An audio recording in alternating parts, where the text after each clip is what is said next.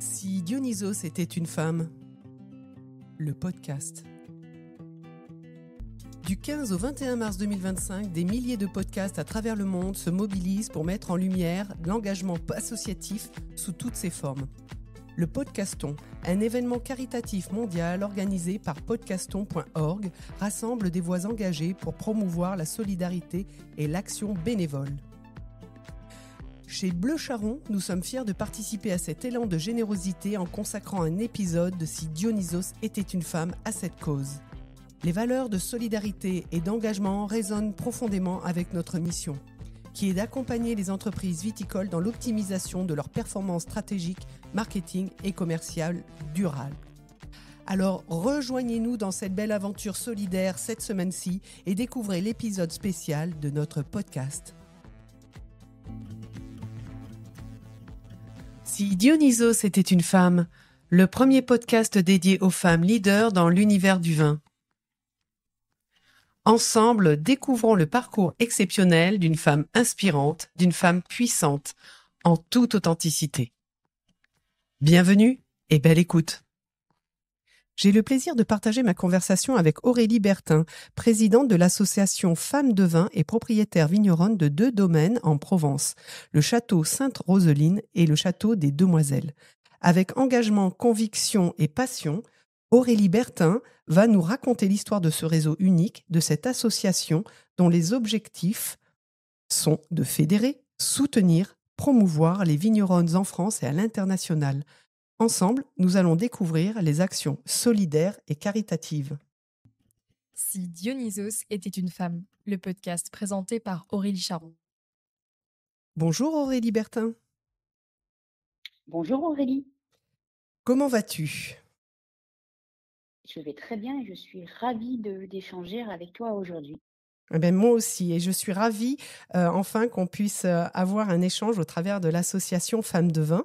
Alors, Femmes de Vin, si on est d'accord, ça représente 10 associations régionales qu'on peut citer dès à présent, les Dames de Cœur de Loire, les Divines d'Alsace, Elle et Beaujolais, les Aliénors du vin de Bordeaux, Femmes de Vin de Bourgogne, les Fabuleuses de Champagne, Éléonore de France, Femmes Vignes-Rhône, Sofam et Vin, et les Vinifilles. Bon, alors là, les Vinifilles, je m'autoproclame super fan, puisque c'est la région du Languedoc et j'adore. Et plusieurs épisodes leur ont d'ailleurs été consacrés.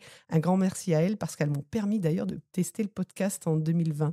Pour en revenir à notre association nationale Femmes de Vin, avant tout, Aurélie Bertin, si Dionysos était une femme, ça évoque quoi pour toi ? Ça évoque à la fois la transmission du vin, Mhm. euh, euh, la convivialité du monde du vin et l'entraide. Voilà, c'est assez simple. La convivialité, l'entraide et surtout le vin qui est au centre de notre réseau Femmes de Vin. Donc, l'association Femmes de Vin, quel est ton rôle au sein de cette organisation ? Alors j'en suis la présidente depuis 2 ans, une présidence qui est tournante tous les 3 ans. Mon rôle, c'est de impulser une vision, avoir des objectifs pour cette association, et puis fédérer l'ensemble du conseil d'administration qui regroupe 2 membres par association régionale, et de monter des opérations ensemble et d'en faire la promotion, alors principalement au niveau France, mais on essaye d'avoir des actions aussi un peu au niveau international. Alors, j'ai lu dans la presse qu'un tiers des domaines viticoles sont gérés par des femmes ou en couple. Les femmes osent davantage s'investir dans le vin car elles savent qu'elles ne sont pas seules. Et est-ce ça aussi la raison d'être des associations régionales et de l'association Femmes de Vin ? Tout à fait, tu as bien cerné la chose. C'est vrai que je pense que chaque association régionale a dans son ADN l'entraide, la sororité, le fait de pouvoir échanger sur les métiers, poser des questions, avoir des interrogations. Donc c'est vraiment je dirais voilà, l'ADN de chaque association. Et je pense que on a envie aussi d'aller plus loin et d'aider les jeunes qui aimeraient s'installer, les jeunes femmes qui aimeraient s'installer, pour leur dire voilà qu'elles sont pas seules et qu'on peut les aider les conseiller pour qu'elles Mmh. puissent arriver à mettre en place leur projet d'être vigneronne. Alors, on est d'accord, comme j'ai dit juste précédemment, on peut être en couple, on peut être seule, vigneronne, femme, et on peut adhérer. Quel est le cahier des charges pour adhérer à Femmes de Vin? L'adhésion à Femmes de Vin ne se fait pas directement. L'adhésion se fait via chaque association. Donc, il faut adhérer à une association régionale et c'est les associations qui adhèrent après à Femmes de Vin. D'accord. Alors, quels sont les exemples d'actions concrètes que vous menez? On a déjà une action qui nous fédère toutes, puisqu'on a un rendez-vous annuel, ce qu'on appelle notre AG, l'Assemblée générale, où une région nous accueille pendant 3 ou 4 jours. Et là, pendant ce temps, on a bien évidemment notre AG statutaire, mais on a aussi généralement des masterclass où on découvre toutes les vins de la région. Donc, c'est un côté éducatif pour les femmes. Souvent, on a des conférences aussi sur des thèmes autour du vin, de la vigne, ou des conférences un peu techniques et des visites de domaine. Donc ça, c'est un rendez-vous annuel chaque année. Et puis, on a un rendez-vous, alors qu'on n'avait pas chaque année, mais qu'on va essayer de développer chaque année. C'est un événement à Paris pour les professionnels, un salon où on a, voilà, on est présente pendant une journée. Les professionnels peuvent venir déguster les vins de notre association. D'accord, donc là, il y a un côté, promotionnel où, ensemble, on va plus vite et plus loin. Il y a un collectif pour la promotion, la distribution éventuellement.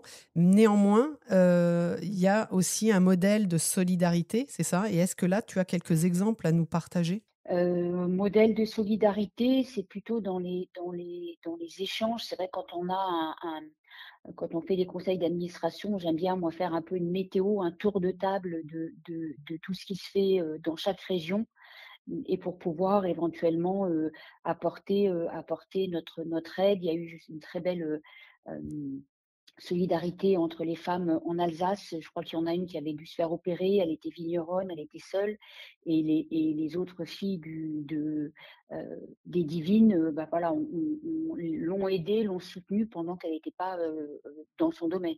Voilà, c'est un Mmh. des exemples qu'on peut citer. Donc c'est vraiment très, très fort, ce réseau qu'on a su créer au niveau France, et c'est beaucoup d'échanges aussi sur des nouvelles techniques, sur tous les sujets auxquels nous sommes confrontés au quotidien. On échange énormément et on se donne les bons tuyaux, entre guillemets. Mmh. D'accord. Est-ce que vous avez, un fonds financier qui vous permet également de vous entraider en cas de coup dur? Et si oui, comment vous arrivez à alimenter ce fonds financier? Alors aujourd'hui, on n'a pas mis en place de fonds spécifiques financiers pour permettre éventuellement d'aider une vigneronne qui aurait des difficultés.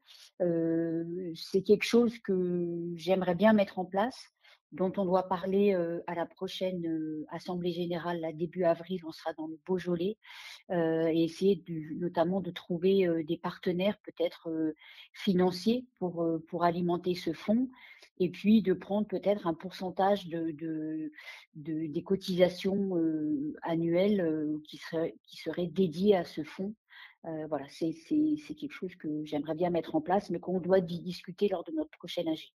Alors aujourd'hui, ça comprend combien de participantes, d'adhérentes en tout? Alors, nous sommes 240 adhérentes heu, sur les Mmh. 10 associations. Et ce qui est très intéressant, c'est qu'à peu près 80 des adhérentes heu, sont engagées dans le respect de l'environnement, avec soit une labellisation en bio, soit une labellisation même en biodynamie, ou alors HVE.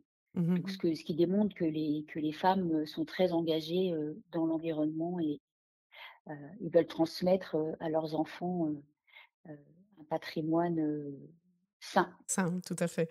Et en ce moment, justement, dans le contexte que l'on vit, si on parle d'entraide, de soutien, et justement ton projet aussi de pouvoir, créer une réserve, c'est peut-être aussi parce que est-ce que tu sens que d'un point de vue économique, d'un point de vue environnemental, tu as des remontées de la part des adhérentes, qui pourraient envisager malheureusement des difficultés à venir?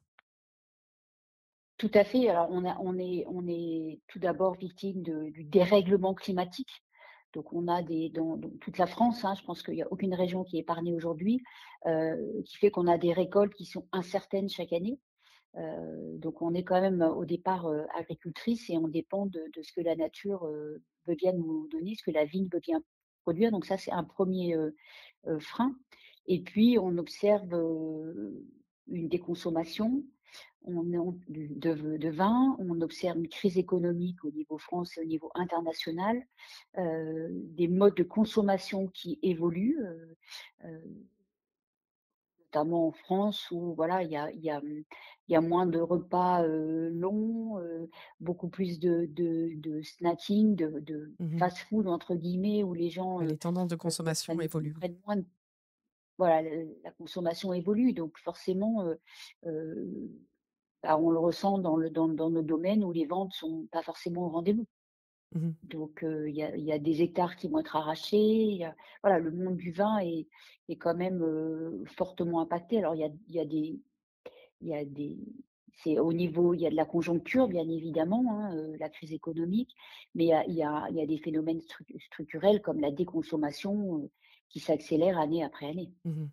Et c'est là où ce collectif a tout son sens, pour retrouver, parfois de la motivation, pour retrouver, car cette, sororité, ayant côtoyé quelques vinifilles, on sent bien qu'il y a des personnalités tellement différentes, mais en même temps, il y a une énergie collective qui se crée. C'est assez, enfin moi je suis assez impressionnée vue de l'extérieur, de cette énergie qui se dégage, qui s'émane de ce collectif et du coup cette entraide naturelle. Mais c'est vrai que, il y a aussi des mises en place d'actions caritatives, je crois, dont tu vas nous parler. Oui, tout à fait. Alors c'est vrai que je voulais juste revenir sur ce que Mmh mh. disais quand on Bien fait des sûr. réunions, des salons, des AG, on a un boost, d'énergie, positive, qui fait du bien. Donc c'est toujours très, très appréciable de se retrouver, et l'un des points importants de notre association, cette générosité, qui est diffusée qui diffuse dans l'ensemble des associations, régionales. Donc il y a un événement qui a été lancé par les Vinify l'année dernière, très belle opération qui s'appelle «Dîner pour donner». Et pourquoi c'est une belle opération? Parce que d'une part, ça permet de faire la promotion des vins chez un restaurateur, lors de cette soirée, il y a une partie, des fonds, que les clients vont payer pour le dîner qui sont reversés, et là, ce qui est aussi intéressant, c'est que c'est reversé pour aider, des jeunes femmes, à s'engager dans le monde du vin. Donc c'est à la fois on fait la promotion de nos vins, on crée des contacts avec des restaurateurs et on aide, une femme, à s'installer ou voilà, ça peut être une étudiante qui veut faire des études d'œnologie, ça voilà, il y a différents en fonction des régions, les aides peuvent être, différentes. Donc les Finifi ont lancé ça, l'année dernière. Hem, les SOFAM vont l'organiser là prochainement. En Alsace aussi, elles n'ont pas déterminé les dates, mais elles vont le faire avant la fin de l'année. Les Éléonores de Provence aussi souhaitent, le mettre en place. Donc ça, c'est vraiment une action qui va être, heu, Dupliqué. Mmh. dupliquée et reprise par un grand nombre de nos membres et de nos associations. Après, il y a des opérations plus spécifiques à chaque association. Donc par exemple, pour les Éléonores de Provence, dont je fais partie, on a fait la semaine dernière donc, au château Sainte-Rosine, une très belle soirée caritative, heu et c'est un événement qu'on fait généralement tous les 2 ans avec quasiment 200 personnes. Et on travaille généralement avec des associations en local, plutôt des associations pour aider des femmes et des enfants. Donc toutes ces actions, caritatives, est-ce qu'on peut les retrouver sur, les sites ou plutôt sur les réseaux sociaux? Les réseaux sociaux, on a un Instagram où on relaie un peu toutes les actions, caritatives. D'accord, donc les auditeurs qui nous écoutent, s'ils ont envie de suivre ces actions, peuvent se connecter sur, Femmes de À Vin Femmes ou de Vin. alors directement sur le site Ou alors internet, chaque hein? association. Oui. Et de voilà, chaque juste pour association. rappeler, dans le descriptif, je mettrai le lien de Femmes de Vin, mais sur le site de Femmes de Vin, vous pouvez cliquer sur chaque région, chaque association pour avoir un peu plus d'éléments locaux si vous souhaitez adhérer ou tout au moins participer à ces actions caritatives. Parce que adhérer, je me trompe un peu, on ne peut pas adhérer à l'association tant qu'on n'a pas de vigne. Je me trompe pas, hein? Pas tout à fait, en fait. Ça dépend des associations. Chaque association a son propre règlement. Et donc, par exemple, chez les Éléonores de Provence, on n'a pas que des vigneronnes. On a aussi des œnologues, on a des chefs, Mhm. des restauratrices. Voilà, on a ouvert un peu D'accord. et donc ça Mhm. dépend de chaque association. Ça, il faut aller voir sur le site internet de chaque association pour pouvoir voir un petit peu le détail. Très bien. Mais merci pour ces précisions. Alors, je voudrais quelques éléments complémentaires parce que je lisais également, peut-être que c'est en lien avec ce qu'on vient de dire aussi, mais que les femmes de vin aimeraient soutenir avec plus d'engagement dans le secteur à travers des programmes de mentoring. Est-ce que ça fait Oui, partie de ce dont on a parlé ou c'est un projet différent? ah ça c'est un projet différent, c'est quelque chose que voilà, j'aimerais bien mettre en place, mais c'est chronophage. Mhm. Et voilà, c'est de travailler en région, chaque association avec nos institutionnels, ça peut être les interpros, les syndicats, la chambre d'agriculture, pour dire voilà, il y a des associations de femmes vigneronnes qui existent, et s'il y a des femmes qui souhaitent s'impliquer, qui rachètent un domaine, qui créent une exploitation, voilà, on a un numéro de téléphone et on peut les aider. D'accord. Donc ça, voilà, on peut les aider, les accompagner, et dans chaque association dire, voilà, désigner peut-être, quelques membres qui seraient chargés, d'accompagner en fonction des compétences de chacune. Je dis jeunes femmes, mais c'est pas forcément des jeunes femmes, mais c'est femmes qui souhaitent, s'investir, dans le monde du vin. D'accord. Mais ça Alors, ça c'est voilà, c'est quelque chose qui est en réflexion, qui n'a pas encore abouti, mais qui me tient aussi à cœur. mhm. Alors juste pour préciser, cette association concerne uniquement des femmes, mais il n'y a pas un aspect féministe, bien déterminé, on est d'accord? C'est plus la féminisation de la profession et de trouver un lien, des relations différentes ou tout au moins complémentaires pour vous nourrir dans vos actions au quotidien. On est d'accord? Tout à fait. Pas du tout une association, féministe, voilà, c'est une association de femmes, mais Voilà, je préfère le mais pas préciser féministe. parce que c'est un peu comme le Oui, c'est podcast. important. Voilà, si Dionysos était une femme, c'est pas l'idée d'être hyper féministe et de montrer que, mais voilà, la femme dans le monde du vin, dans l'univers du vin, depuis ces 30 dernières années, a fait de belles choses et c'est important juste de les mettre en lumière. Et là, c'est ce que fait aussi l'association Femmes de Vin, c'est de l'entraide, c'est de promouvoir ce collectif et en même temps, c'est d'aller de l'avant, voilà, de faire des belles choses, des bons vins, tous ensemble. Et effectivement, on a besoin aussi des hommes pour avancer et arriver à nos fins. On est d'accord? Tout à fait, et puis dans nos exploitations, on a des hommes et on travaille très, très bien ensemble, donc heu, ça voilà, ça a rien à voir. Alors, merci beaucoup Aurélie Bertin, présidente de l'association Femmes de Vin. Pour suivre l'activité ou justement être généreux avec Femmes de Vin, n'hésitez pas à les contacter. Toutes les actions, donc comme je le disais tout à l'heure, sur le site femmesdevin.com, donc femme avec un S, tiré du 6, DE, tiré du 6, 20, VIN.com. Voilà, et puis vous retrouverez sur le site toutes les associations régionales. Mes invités sont des experts dans leur domaine. Les témoignages de femmes leaders sont des moyens pour chacun et chacune de nous élever dans nos parcours professionnels. Et ceux d'acteurs du changement constituent le moyen le plus efficace pour vous sensibiliser et vous engager vers des pratiques plus vertueuses.